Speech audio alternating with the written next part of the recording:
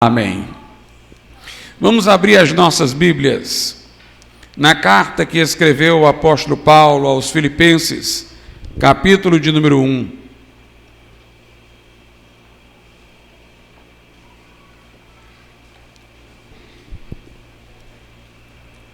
Filipenses 1, a partir do versículo de número 9, aos Filipenses, capítulo 1, a partir do verso de número 9.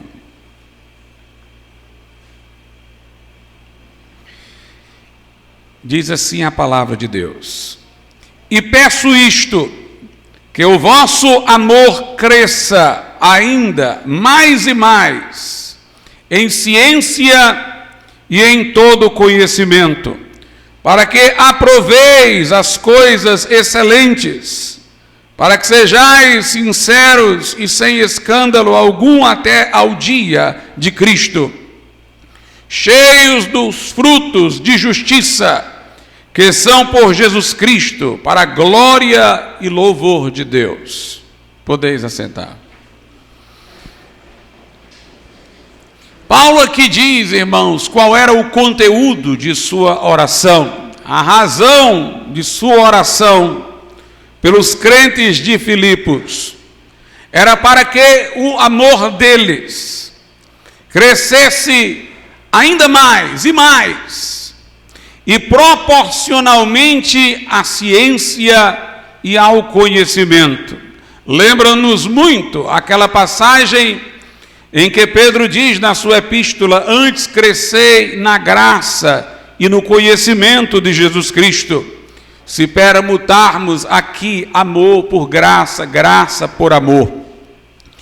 A Bíblia diz que quando aceitamos Jesus como nosso Salvador, Romanos 5:5, o Espírito Santo derrama o amor de Deus no nosso coração. Aquele amor pelo qual fomos salvos se torna agora o nosso amor de volta para Deus e em direção ao nosso próximo. Este amor cumpre a lei, é o vínculo da perfeição, é o fruto do Espírito. Nós não reduzimos amor a sentimento, no sentido de sensações, mas nós falamos aqui no culto de quinta-feira passada sobre afeições, e demos a expressão um sentido bem mais amplo do que sensações emocionais. Afeições determinam aquilo a que nos apegamos, aquilo a que damos prioridade. E o amor, neste sentido, derramado em nossos corações, ele molda as nossas afeições. Este amor de Deus, derramado pelo Espírito Santo, ele santifica, ele direciona as nossas afeições. Crescer em amor seria crescer em afeições direcionadas corretamente, orientadas na direção certa. Sem afeição, aquilo que vale a pena, nós não serviríamos a Deus de todo o coração, alma, força e entendimento. Mas é preciso que haja um crescimento concomitante em ciência e conhecimento, para que não sejam afeições meramente românticas, que não sabem revelar o valor daquilo que é amado em termos compreensíveis. Não nos basta apenas uma erupção de sentimentos. É preciso que nós estejamos cônscios do Senhor a quem amamos, do porquê lhe amamos, e que tenhamos estas santas afeições aquecendo o nosso coração. Apenas entender, apenas saber sobre Deus através de doutrinas, não irá necessariamente trazer movimentação na direção dele ao nosso coração. E ir na direção de Deus sem entendimento poderá levar-nos a, querendo fazer a vontade de Deus, terminarmos por desorientação, saindo dos trilhos. É preciso, portanto, um equilíbrio entre o amor e o conhecimento, que saibamos sobre Deus através da palavra e que os nossos afetos acompanhem essa ciência, esse conhecimento, que possamos contemplar a glória do Senhor, não apenas saber sobre ela, e sermos transformados de glória em glória na imagem de Jesus Cristo. E quando nós temos as corretas afeições, nós vamos ter as corretas prioridades. Por isso que o versículo 10 diz do porquê Paulo ter orado para que eles crescessem em amor e conhecimento, para que pudessem aprovar as coisas excelentes, para que pudessem saber distinguir o superior do inferior, o eterno do temporal, para que tivessem uma correta hierarquia das prioridades, para que aproveis as coisas excelentes, para que sejais sinceros e sem escândalo algum até o dia de Cristo. Mas não nos basta também termos a correta estima das coisas, reconhecer o superior e nos afeiçoar ao que é superior, se isso não se materializar em atitudes e ações. Nós não podemos acreditar que alguém valorize algo quando sua conduta não colabora com isso. Desconfiamos do arrependimento que não traz mudança. Desconfiamos do amor que não implica sacrifício. Desconfiamos daquilo que se diz ser prioridade, mas para o que não se mostra diligência. Então aqui nós temos uma escada, nós temos 3 degraus. Primeiro, Paulo quer que eles tenham amor e conhecimento crescentes. Depois, que eles aprovem, moldados por este amor e conhecimento, as coisas excelentes, façam as prioridades estarem na direção certa. Mas aí no verso 11 ele diz, cheios de frutos, que isso se materialize em ações, cheios dos frutos de justiça, que são por Jesus Cristo, para a glória e louvor de Deus. Notemos que nossa vida reta não é produto da nossa habilidade. Nós não somos justos por esses frutos. Esses frutos são frutos da justiça que lhes precede. Nós somos justificados, inocentados no tribunal de Deus, não por obras, mas pela graça de Deus, que atribui o que Jesus fez na cruz como compensação e pagamento da nossa dívida. Ali nós somos justificados pela fé, ainda que não tenhamos obra, nos abrigando em Cristo, confiando-lhe a vida.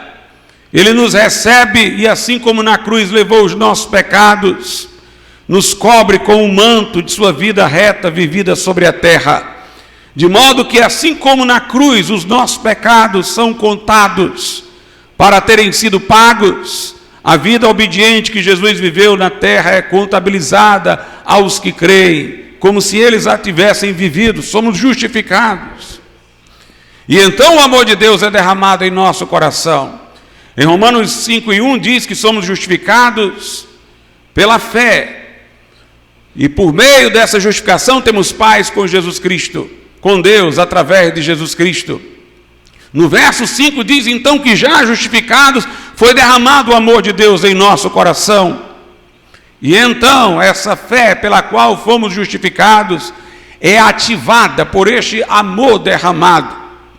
E se ela governa a nossa vida, ela nos leva às corretas prioridades e aos frutos da justiça. Uma vida de obras que são por Jesus Cristo, frutos de justiça que são por Jesus Cristo. Através dele nós não teríamos esses frutos se Jesus não tivesse entrado em nossas vidas. E não são, portanto, para a nossa glória, não são atribuídos aos nossos méritos, mas à presença de Jesus em nós, ao seu governo sobre as nossas vidas. Logo, eles são, como diz no verso 11, para a glória e louvor de Deus. Meus amados irmãos, nós temos que ter as afeições ordenadas, nós temos que aprovar as coisas excelentes. Nossa vida tem que ser governada pelas corretas prioridades, e não segundo o curso deste mundo, e não a semelhança do modo como vivem os gentios, como tão insistentemente Paulo fala na carta aos Efésios. Paulo mostra como houve uma mudança de prioridade na sua vida em Filipenses 3, a partir do verso de número 7, quando ele diz: mas o que para mim era ganho, reputei-o perda por Cristo. O que para mim outrora era algo de valor, era algo de estima, eu agora considerei como algo que possa ser perdido por Cristo, que é muito mais importante. No verso 8 ele diz: e na verdade tenho também por perda todas as coisas, pela excelência, a ideia de excelência, como fala lá, provar as coisas excelentes, superiores, pela excelência do conhecimento de Cristo Jesus, meu Senhor, pelo qual sofri a perda de todas estas coisas e as considero como escória para que possa ganhar a Cristo. De que Paulo está falando aqui quando ele menciona a perda, coisas que ele deixou para trás para ganhar a Cristo? Vejamos a partir do verso 4, ainda que também podia confiar na carne, isto é, na posição que eu tenho neste mundo visível. Se algum outro cuida que pode confiar na carne, ainda mais eu, circuncidado ao 8º dia, da linhagem de Israel, da tribo de Benjamim, hebreu de hebreus, segundo a lei fui fariseu, segundo o zelo perseguidor da igreja, segundo a justiça que há na lei, irrepreensível. Paulo tinha a estima e o respeito de seu povo judeu, porque ele era hebreu de hebreus. Ele vinha de uma família que preservava a origem judaica, que não se misturara com outros povos. Sua vida estava rigorosamente enquadrada nos ritos da lei mosaica. Ele fora circuncidado ao 8º dia. Era de Israel, mais particularmente da tribo de Benjamim, que ficou unida com a tribo de Judá e que se preservou, enquanto que as 10 outras tribos se misturaram com outros povos. Ele diz que, segundo a lei, ele foi fariseu, e considerado da forma como os fariseus entendiam a lei, ele era tido como irrepreensível. Ele era aprendiz de Gamaliel, grande mestre dentre os judeus. Mas esse homem que tinha respeito do seu povo, estima, que tinha uma família homenageada entre os judeus, a partir do momento que ele abraçou o evangelho, entregou seu coração a Cristo, ele que fora perseguidor da igreja virou perseguido, ele que fora estimado pelo seu povo foi reputado como o maior inimigo do seu povo, e foram os judeus no final que o entregaram aos romanos para que terminasse sua vida com a decapitação. Paulo disse: eu perdi todos os privilégios, eu perdi todas as posições. Seria como um homem perder a respeitabilidade cultural, supondo que ele fosse alguém eminente em sabedoria. E, aliás, uma das autoridades que ouviu Paulo disse: as muitas letras te fazem delirar. Como quem diz: eu percebo que tu és um homem inteligente, mas seguidor desta loucura aí do cristianismo, é porque as letras devem ter te feito enlouquecer. Paulo, meus irmãos, tinha dupla cidadania. Ele era hebreu e tinha cidadania romana. Ele teria os privilégios também do outro lado, mas ele perdeu tudo por causa de Cristo.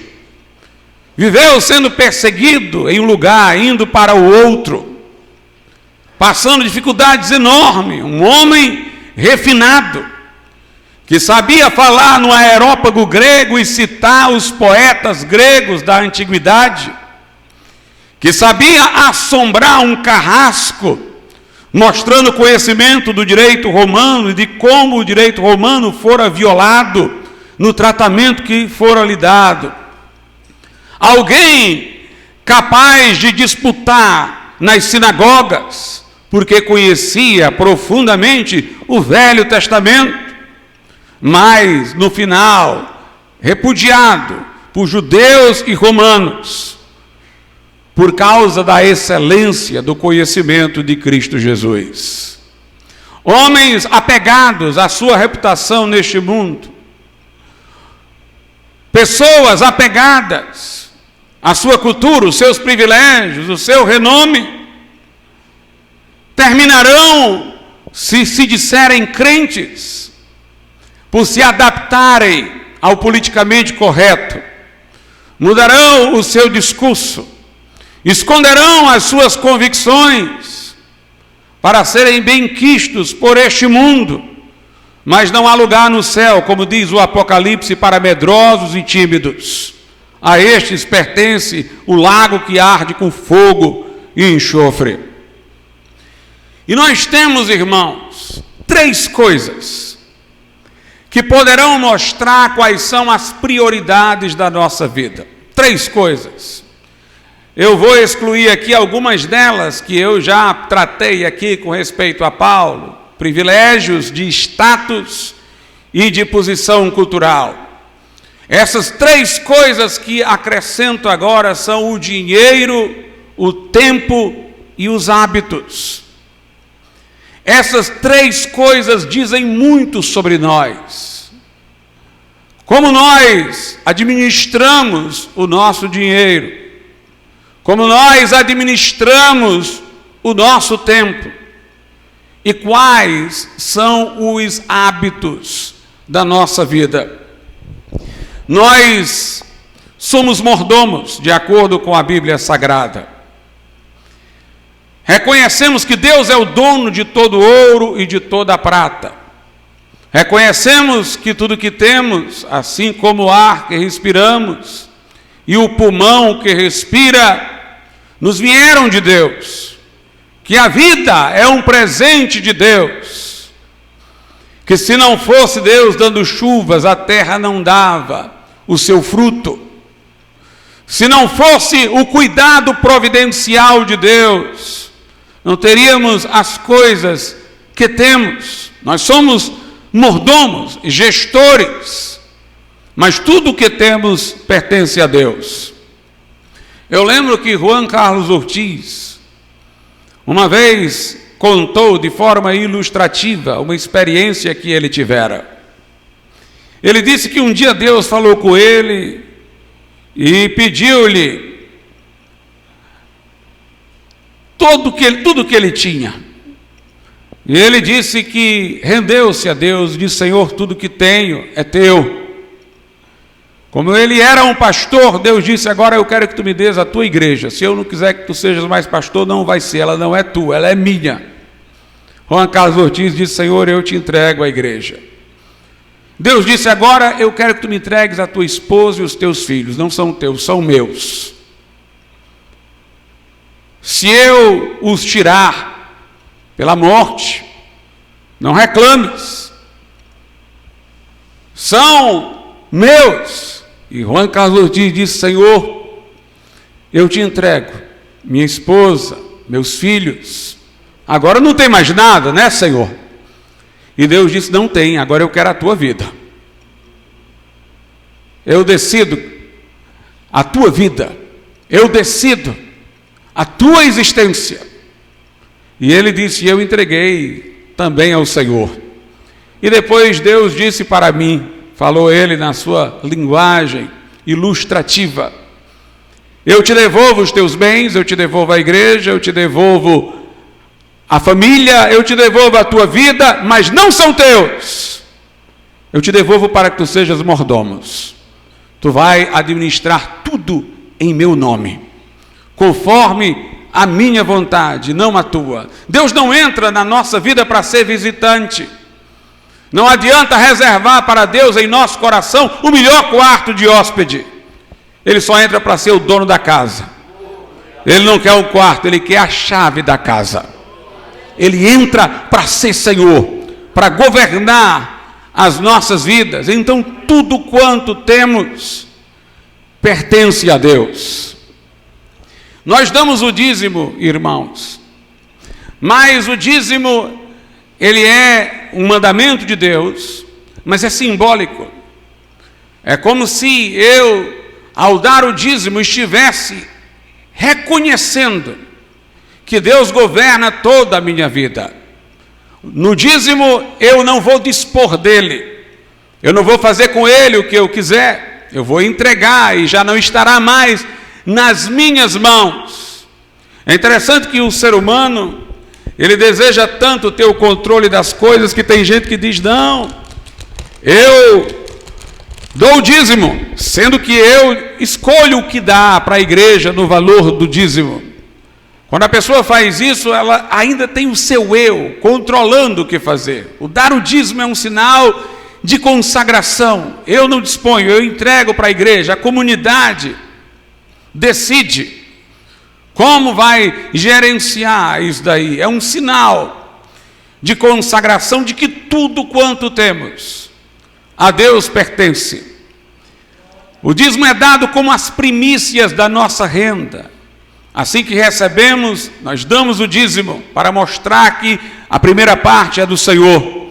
Como no Novo Testamento, o dia de celebração não é o sábado, o último da semana, mas o domingo, o primeiro dia da semana, como um indicativo de que toda a semana está consagrada a Deus, e não apenas aquele dia de celebração, mas toda a semana, todo o tempo, todos os dias pertencem a Deus. Jesus disse, o Filho do Homem até do sábado é o Senhor. Ele é o Senhor do domingo, da segunda, da terça, da quarta, da quinta. E os judeus que queriam que ele não mexesse no sábado, ele disse, e até do sábado.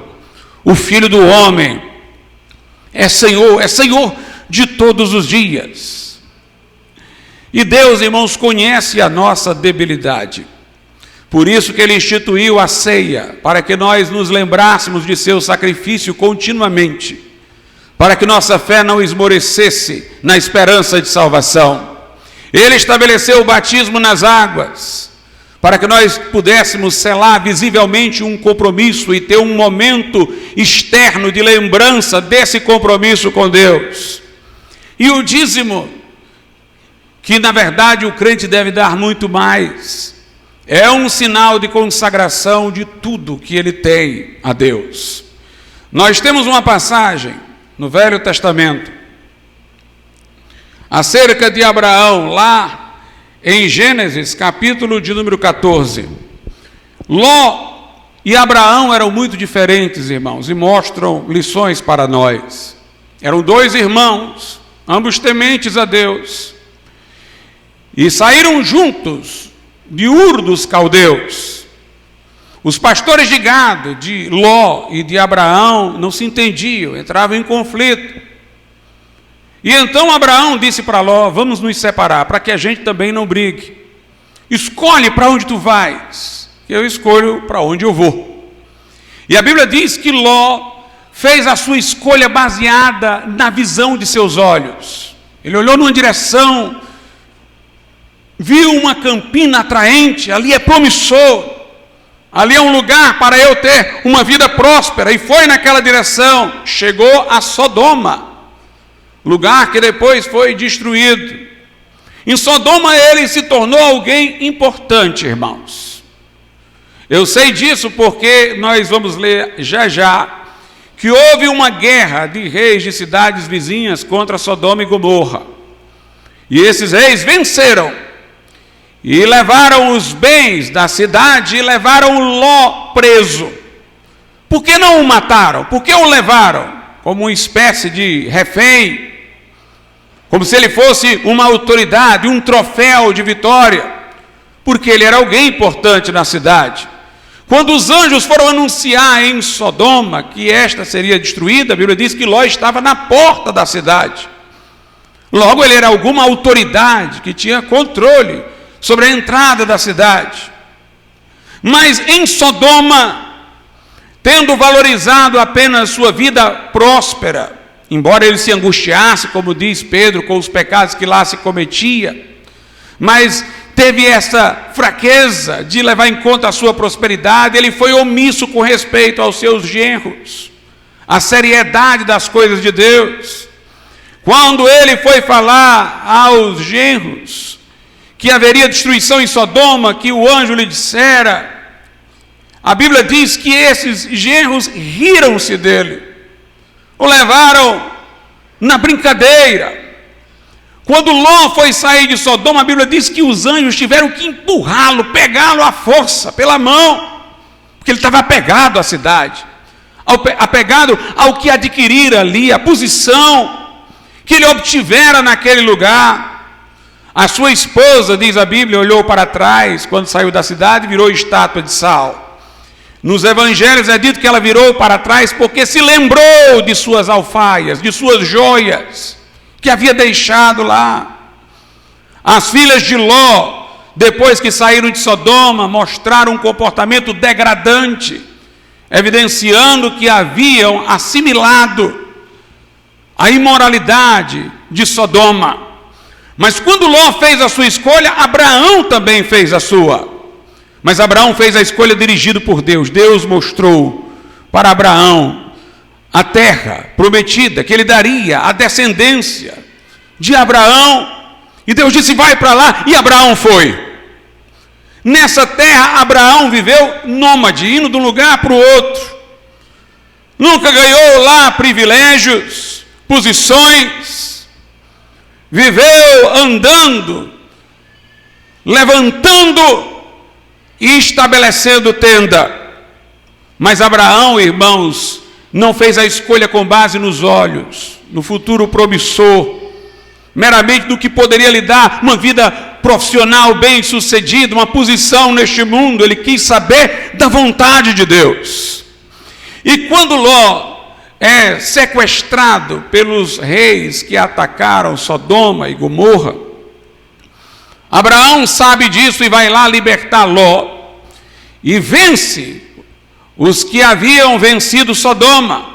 Não apenas ele liberta Ló, mas ele retoma os bens da cidade. Mas antes que ele se encontre com o rei de Sodoma, a Bíblia diz que aparece um sacerdote. Gênesis capítulo 14, versículo 18.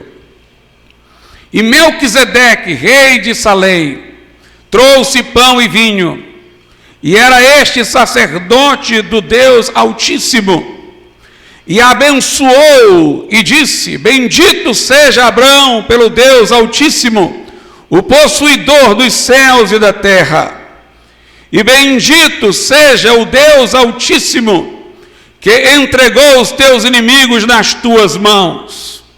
E Abraão deu-lhe o dízimo de tudo.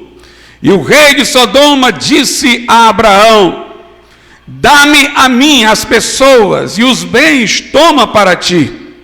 Abraão, porém, disse ao rei de Sodoma, levantei minha mão ao Senhor, o Deus Altíssimo, o possuidor dos céus e da terra, jurando que desde um fio até a correia de um sapato não tomarei coisa alguma de tudo que é teu, para que não digas, eu enriqueci Abraão.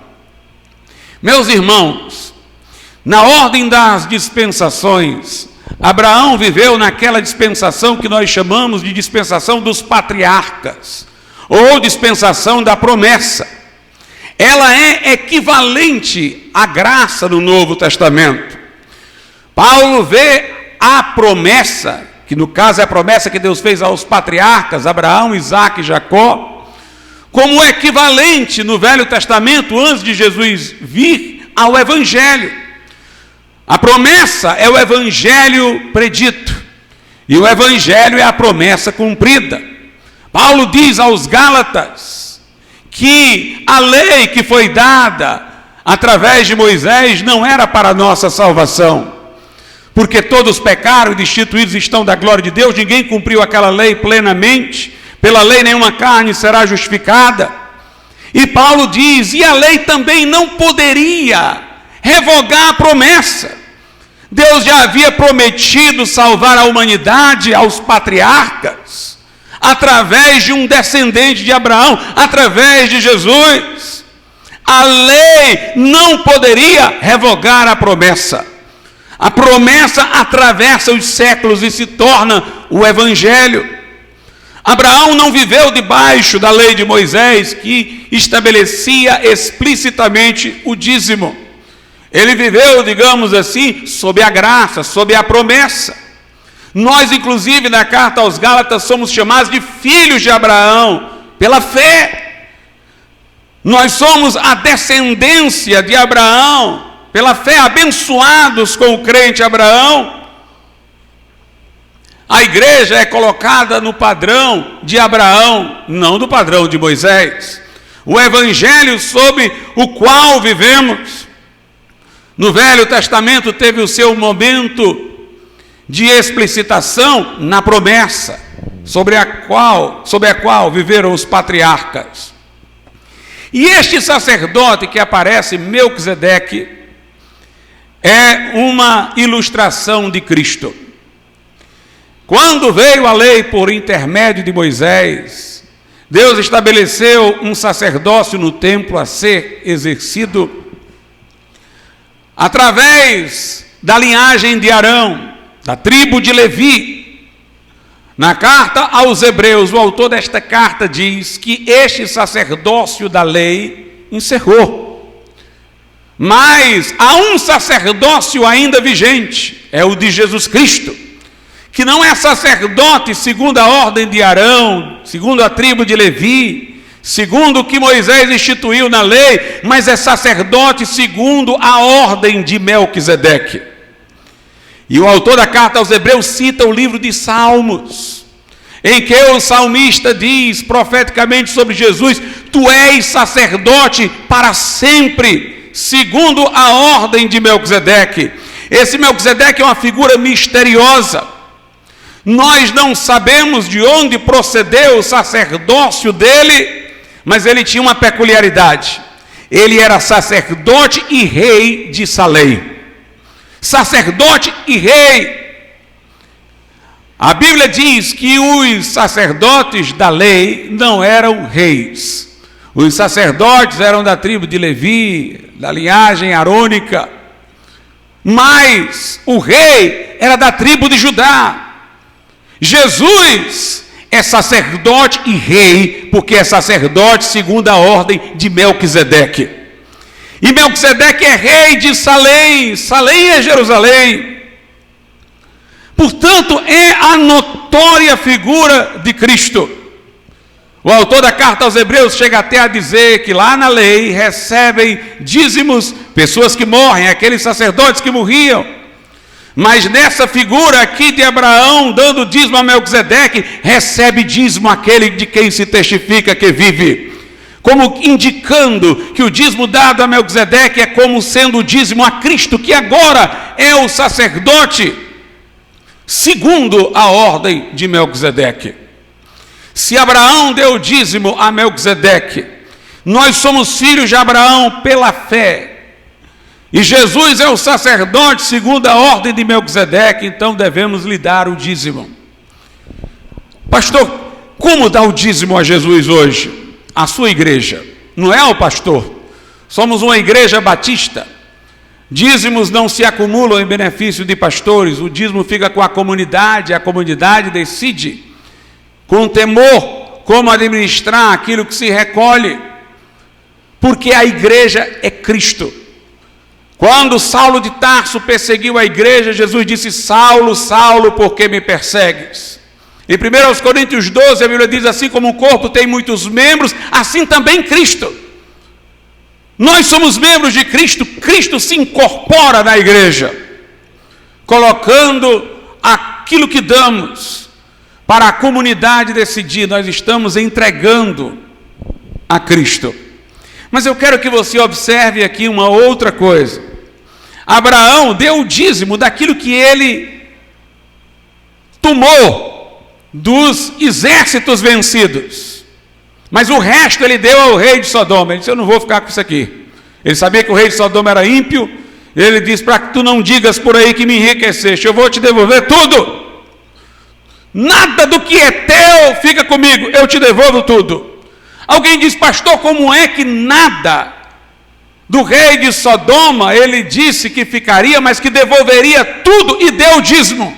É porque o dízimo não era dele e nem era do rei de Sodoma, era do Senhor. Mas há uma outra lição aqui.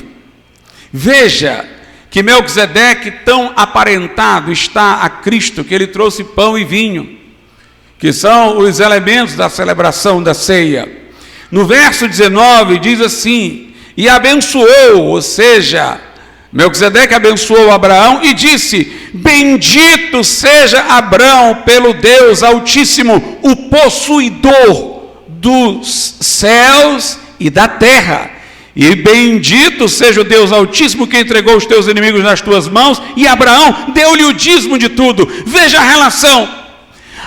Primeiro Melquisedeque diz: Deus é o dono de tudo, é o possuidor de tudo que há no céu e na terra. Depois ele diz: isto que Abraão teve, fruto da vitória contra os inimigos, foi Deus que deu. Foi Deus que deu a Abraão a vitória contra os inimigos. E então Abraão dá o dízimo.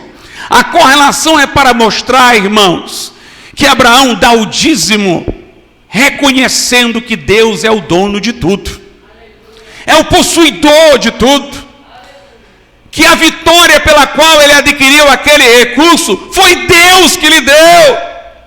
Dar o dízimo é uma forma de adorar a Deus como nosso provedor. E mais adiante Abraão mesmo usa essa expressão, verso 22, Abraão porém disse ao rei de Sodoma: levantei minha mão ao Senhor, Deus Altíssimo, o possuidor dos céus e da terra. Portanto, ele reconhece no ato de dar o dízimo que Deus é provedor.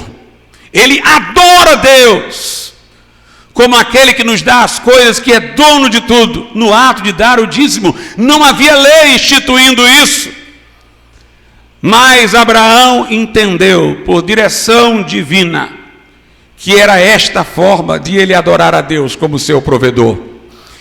Diz assim a Bíblia acerca de Jacó. Jacó, ele enganou o seu pai, disfarçando-se de seu irmão, para receber a bênção que era para o irmão Esaú, que era o filho primogênito e mais velho. Ele vestiu-se com roupa de pelos, porque porque Esaú era muito peludo.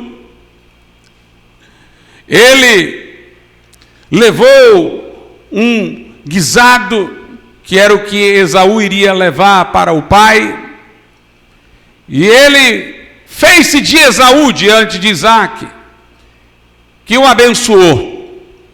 Foi sagaz, estratégico, mas não foi correto na maneira de fazer as coisas, porque enganou o pai.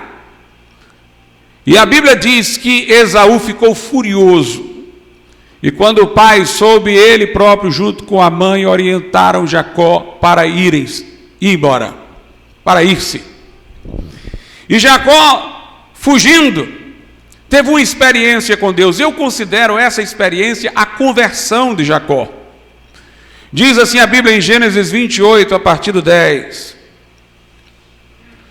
Partiu, pois, Jacó de Berseba e foi a Harã. E chegou a um lugar onde passou a noite, porque já o sol era posto. E tomou uma das pedras daquele lugar e a pôs por seu travesseiro e deitou-se naquele lugar.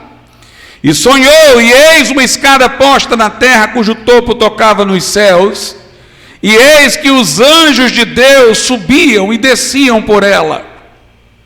E eis que o Senhor estava em cima dela, e disse: eu sou o Senhor Deus de Abraão teu pai, e o Deus de Isaque, esta terra em que estás deitado darei a ti e a tua descendência, e a tua descendência será como o pó da terra, e estender-se-á ao ocidente, ao oriente, ao norte, ao sul, e em ti e na tua descendência serão benditas todas as famílias da terra.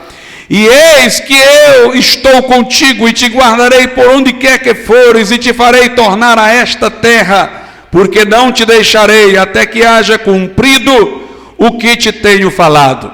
Observe o que aconteceu no sonho de Jacó. Ele viu uma escada que descia do céu à terra, e os anjos subiam e desciam por ela. Essa escada, irmãos, é Jesus ilustrado. Lá no Evangelho de João, Jesus diz que ele é esta escada que Jacó viu. Ele disse: vocês ainda verão os anjos subindo e descendo sobre o Filho do Homem. Jesus é a escada que vem do céu à terra, porque ele é o mediador entre Deus e os homens. É o caminho, a verdade e a vida, e ninguém vem ao Pai senão por ele. Ele é a porta que quem por ele entrar salvar-se-á. Nesse momento, Jacó não apenas teve a promessa que fora feita a Abraão, reiterada, de que dele viria uma nação e um descendente salvador, mas ele teve um vislumbre de Cristo em sua mediação. E veja o que aconteceu, versículo 16: acordando, pois, Jacó do seu sono, disse: na verdade o Senhor está neste lugar, e eu não o sabia. E temeu e disse: quão terrível é este lugar! Este não é outro lugar senão a casa de Deus, esta é a porta dos céus. Eu creio que Jacó aqui teve a sua experiência de salvação. E continua o texto, versículo 20: e Jacó fez um voto dizendo: se Deus for comigo e me guardar nesta viagem que faço, e me der pão para comer e vestes para vestir, e eu em paz tornar a casa de meu pai, o Senhor me será por Deus, e esta pedra que tenho posto por coluna será a casa de Deus, e de tudo quanto me deres, certamente te darei o dízimo. Note, não havia lei mosaica, tanto que isso partiu de Jacó na forma de um voto. Mas Jacó, ele entendeu que deveria dar o dízimo como uma adoração a Deus, como seu provedor. Ele disse: se Deus for comigo, me guardar nessa viagem que faço, me der pão para comer, vestes para vestir, eu voltar em paz para minha casa, certamente eu darei o dízimo. Como quem diz, seria uma ingratidão a Deus se eu soubesse que Ele está provendo tudo isso, e eu não reconheço. Melquisedeque disse a Abraão: o Senhor é possuidor do céu e da terra, o Senhor que te deu os inimigos nas mãos. Abraão reconheceu isso, está aqui o dízimo, é o sinal solene de que tudo que teve veio de Deus. E Jacó está dizendo a mesma coisa: se o Senhor me der, se o Senhor me suprir, certamente eu darei o dízimo de tudo. Esse certamente quer dizer que ele não vai dar só o dízimo. É como quem diz: o dízimo com certeza eu darei, mas darei mais ao Senhor. E não havia lei, e era a época da promessa, que corresponde à época do Evangelho. Em termos dispensacionais, é a mais congruente com o Evangelho. Jesus é sacerdote segundo a ordem de Melquisedeque, nós filhos de Abraão pela fé. Nós vemos, meus amados irmãos, que havia essa disposição. Jesus observou que a viúva pobre colocou nos cofres, e ele disse que ela havia dado mais, porque havia dado tudo o que tinha, inclusive. Ou seja, o seu dinheiro era consagrado ao Senhor. Mas nós devemos consagrar também, irmãos, o nosso tempo. E aliás, nessa história de que o dinheiro deve ser consagrado ao Senhor, também nós precisamos que os pastores dessa geração entendam que isso não significa que este dinheiro venha lhes trazer uma vida de privilégios, O dízimo é para a igreja. E a Bíblia Sagrada diz que o apóstolo Paulo nos ensinou a não cobiçar, como ministros do Evangelho. Em Atos, no capítulo de número 20, Paulo disse o seguinte, eu vou ler primeiro o 24, mas de nada faço questão, nem tenho a minha vida por preciosa, contanto que cumpra com alegria a minha carreira e o ministério que recebi do Senhor Jesus, para dar testemunho do Evangelho da graça de Deus. Paulo diz, eu não tenho minha vida por preciosa, eu quero cumprir a minha carreira. No verso 33 ele diz, de ninguém cobicei a prata, nem o ouro, nem o vestuário. Sim, vós mesmos sabeis que para o que me era necessário a mim e aos que estão comigo, estas mãos me serviram. Tenho-vos mostrado em tudo que trabalhando assim é necessário auxiliar os enfermos, recordando as palavras do Senhor Jesus que disse, mais bem-aventurada coisa é dar do que receber. Por isso, irmãos, que nós hoje estimulamos a todos os pastores que, muito embora a igreja lhes dê reconhecimento, através de uma contribuição, que eles também mantenham-se trabalhando, para que inclusive possam pregar com toda a liberdade. E se a igreja não quiser mais ouvir o evangelho puro, eles não vão se dobrar, porque não dependerão daqueles que pagam. Há pastores que nunca vão desagradar o seu povo, porque são demasiadamente privilegiados economicamente por suas posições.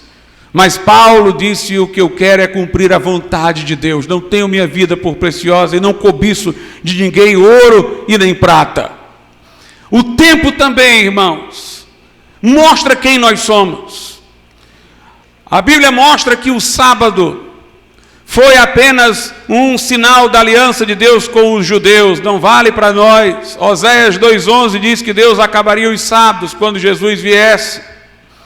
Os sábados eram sombras de bens futuros. Hebreus 4 diz que quando nós cremos em Jesus, nós entramos no sábado, no descanso em Cristo.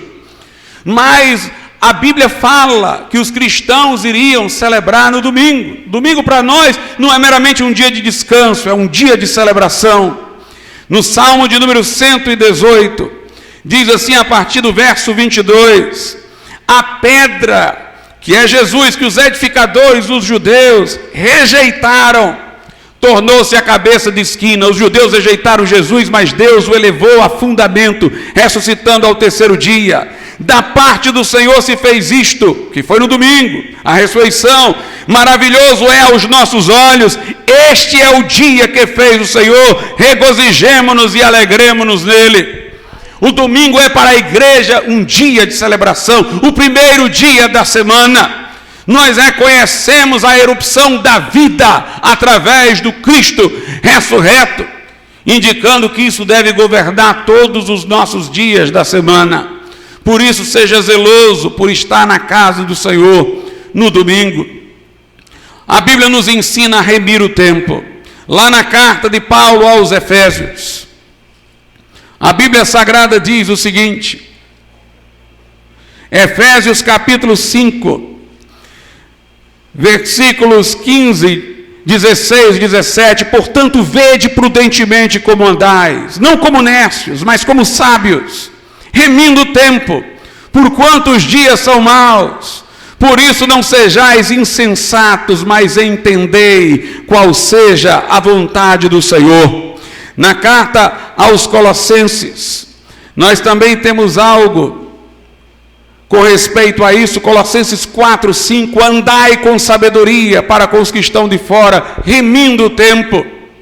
Meus irmãos, nós temos que usar o tempo para a glória de Deus. Não poderemos desperdiçá-lo com o ócio. A Bíblia diz, quer comais, quer bebais, façais tudo para a glória de Deus. Quando você está trabalhando, você não precisa criar um parênteses no seu serviço a Deus. Sirva a Deus no seu trabalho. Use o fruto do seu trabalho para a glória de Deus. Use as suas habilidades para a glória de Deus. Mostre responsabilidade naquilo que você faz para dar bom testemunho. Brilhe a tua luz entre os homens, para que possam ver tuas boas obras e glorificar ao Pai que está nos céus. Nós temos que remir o tempo, orar sem cessar, meditar nesta palavra dia e noite, para que tudo quanto fizermos possa prosperar. Nunca se aparte da tua boca o livro desta lei, mas cuida de fazer tudo o que nele está escrito. Medita nele dia e noite e serás bem-sucedido. Nós temos que ter tempo para uma vida devocional, e mesmo nos afazeres deste mundo, nós temos que encontrar lugar para glorificar a Deus. Em cada livro que eu escrevo, eu procuro encontrar, por mais que seja nos âmbitos variados da cultura comum, eu procuro inserir elementos do Evangelho. Eu procuro influenciar o ambiente em que eu estou com a palavra de Deus, com os valores cristãos. Nós precisamos ter essa diligência. Quando eu era novo convertido, irmãos, eu lembro-me, eu não ganhava dinheiro, era um adolescente, mas minha mãe dava esporadicamente uma quantia. Eu tinha pouco dinheiro, era um dinheiro para o ônibus, para uma merenda, e eu tirava daquele dinheiro o dízimo e eu dava.